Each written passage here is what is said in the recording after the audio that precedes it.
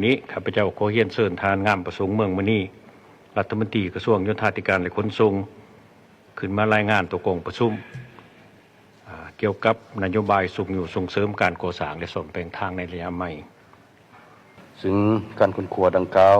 เป็นพันขยายผลกองประชุม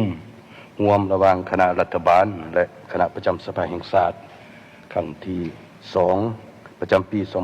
2024ในเดือนกุมภาพันธ์ปี2025ที่ผ่านมาซึ่งเห็นว่าเรื่องงานการขนส่งเป็นเรื่องหนึ่งที่สำคัญเป็นปลายแหลมและจำเป็นต่อการพัฒนาเศรษฐกิจสังคมของประเทศเฮาซึ่งในปัจจุบันการก่อสร้างและซ่อมแปลงทางยังบ่ทันตอบสนองได้กับความเรียกร้องต้องการของการพัฒนาในระยะใหม่คุณภาพของทางในการเสื่อมจอดภายในและภาคพื้นถ้าสมเทียบกับบรรดาประเทศเพื่อนบ้านยังบ่ทันพัฒนาได้ดีเท่าที่ควรแต่สังคมก็ให้ความสนใจหลายต่อปัญหาดังกล่าวดังนั้นเพื่อเล็งในการพัฒนาก็คือการก่อสร้างยกระดับบูรณะรักษาซ่อมแปลงทางให้ได้ไวและมีคุณภาพดีขึ้นกว่าเก่าของซุ่มเสนอให้รัฐบาลค้นคว้าลงเลิกตื้มเกี่ยวกับการเสนอโดยเฉพาะการลดผ่อนภาษีอากรที่ติดพันกับเวียกงานดังกล่าวเพื่อเฮ็ดให้มูลค่าก่อสร้างของโครงการได้ลดลงรวมทั้งการเสนอกลไกการปฏิบัตินโยบายดังกล่าวเพื่อเสนอต่อกองประชุมสภาแห่งชาติในครั้งนี้เพื่อพิจารณาปฏิบัติตามผลกองประชุมดังกล่าวรัฐบาลจึงได้มีทิศสีนำให้ห้องว่าการสำนักงานนายกเป็นใจการประสานสมทบกับคณะการเกี่ยวข้องโดยแต่งตั้งคณะซึ่งตามข้อตกลงฉบับ355/ฮสนยลงวันที่19มีนาคม2025เพื่อลงเลิกคดคั่วเกี่ยวกับ1นโยบายภาษีอากรและนโยบายอื่นๆที่เกี่ยวข้องเพื่อเฮ็ดให้ต้นทุนการก่อสร้างลดลง2ศึกษาผลกระทบต่อการจัดเก็บแรงรายรับงบประมาณและด้านอื่นๆ3ค้นคว้าวิธีการและมาตรการจัดตั้งปฏิบัติเพื่อให้มีประสิทธิผลสามารถติดตามกวดกาและหัดกลุ่มซึ่งผลการค้นคว้าดังกล่าวก็ได้รายงานต่อกองประชุมนายกก็คือกองประชุมรัฐบาลในเดือนที่ผ่านมากองประชุมคณะบริหารงานศูนย์กลางภาคครั้งที่10สมัยที่11และนำเสนอต่อกองประชุมสมัยสามัญเทื่อที่9ของสภาแห่งชาติสุดที่9ในมื้อนี้เพื่อพิจารณาและขอคิดสีนำ1สภาพรวมน้อยความเป็นมาของสภาพเส้นทางภายหลังประเทศชาติของพวกเฮาได้รับการปลดปล่อยแต่ปี1975เป็นต้นมารัฐบาลได้ซุ่มใส่การพัฒนาเส้นทางคมนาคมให้เป็นปลายแหลมในการพัฒนาเศรษฐกิจสังคมในแต่ละระยะโดยยิงตามกฎหมายว่าโดยทางหลวงได้จัดแบ่งทางหลวงออกเป็น6ประเภทคือ1ทางหลวงแห่งชาติ2ทางหลวงแข็ง3ทางหลวงเมือง4ทางตัวเมือง5ทางชนบทและ6ทางสปอร์ตฮอดปี2024ตารางเส้นทางในทั่วประเทศมีความยาวทั้งหมดประมาณเกือบ 60,000 กิโลเมตรซึ่งในนั้นมีทางหลวงแห่งชาติ 7,880 กิโลเมตรทางหลวงแข็ง 8,653 กิโลเมตรทางหลวงเมือง 7,451 กิโลเมตรทางตัวเมือง 4,265 กิโลเมตรทางชนบท 25,613 กิโลเมตรและทางเฉพาะ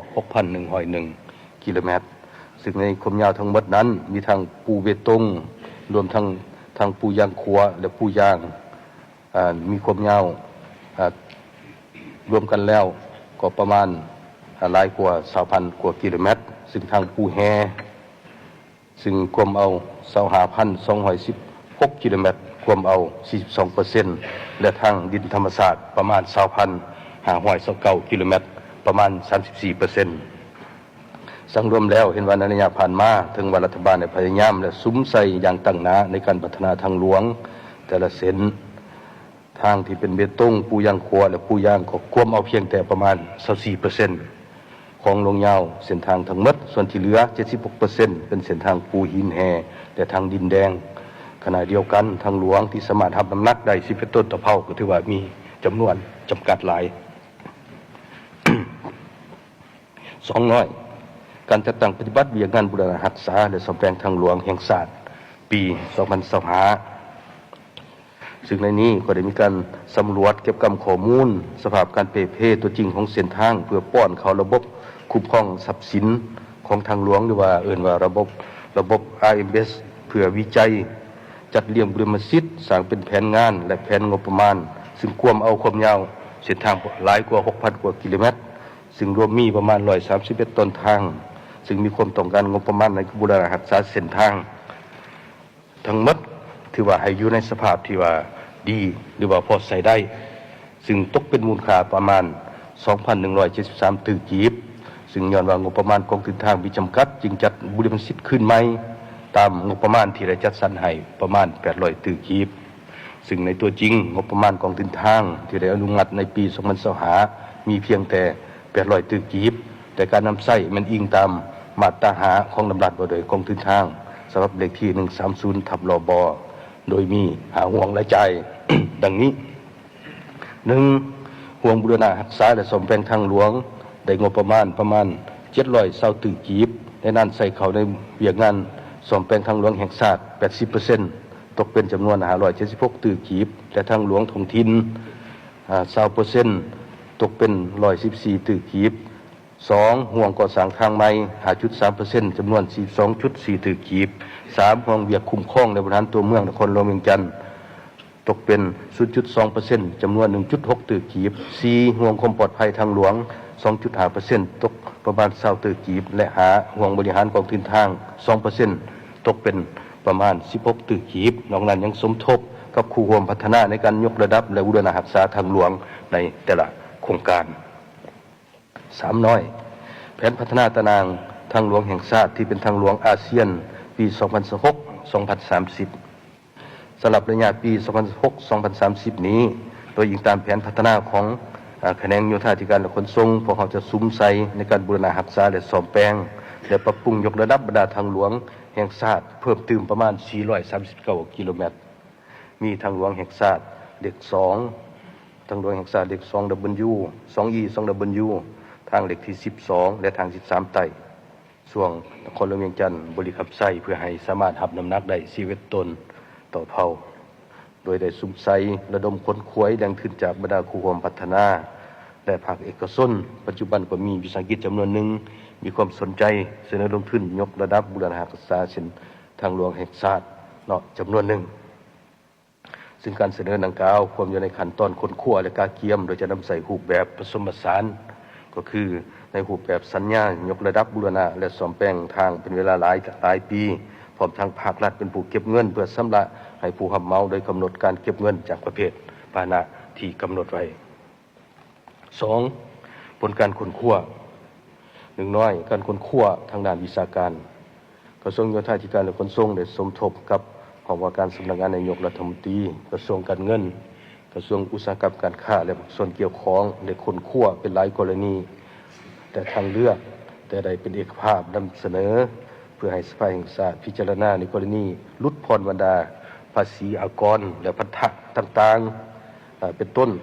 ภาษีอากรนำเข้าของวัสดุก่อสร้างและกลจักร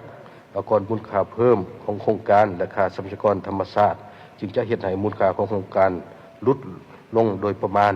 17.43% ซึ่งในนี้ก็ขึ้นกับว่าการคิดไล่นี่ขึ้นกับที่ตั้งของโครงการและก็รายการหาเวียกของโครงการสำหรับภาษีอากรนำเข้าน้ำมันแม้นจะบ่ได้ลดผ่อนการปฏิบัติบางมาตราของกฎหมาย2น้อยบรรดานิติกรรมที่ติดพันกับการค้นคว้าทางด้านวิชาการถ้าลดผ่อนหรือว่ายกเว้นภาษีอากรแม้นติดพันกับบรรดานิติกรรมของหลายแขนงการเป็นต้น 1. กฎหมายว่าโดยการส่งเสริมการลงทุน 2. กฎหมายว่าโดยการคุ้มครองเสียสาอากร 3. กฎหมายว่าโดยอากรกำไรอากรรายได้ 4. กฎหมายว่าโดยอากรสมใส่ 5. กฎหมายว่าโดยอากรมูลค่าเพิ่ม 6. กฎหมายว่าโดยภาษี 7. กฎหมายว่าโดยแห่ธาตุ 8. กฎหมายว่าโดยการปกปักรักษาสิ่งแวดล้อม 9. รัฐบัญญัติของประธานประเทศว่าโดยอัตราค่าทรัพยากรธรรมชาติและ10รัฐบัญญัติของประธานประเทศว่าด้วยค่าธรรมเนียมและค่าบริการสำหรับโครงการก่อสร้างและพัฒนาเส้นทางในระยะผ่านมาแม้นติดพันกับ นิติกรรมของหลายแขนงการซึ่งแขนงการและกระทรวงเกี่ยวข้องต้องนำเสนอต่อสภาแห่งชาติเพื่อพิจารณาลดผ่อน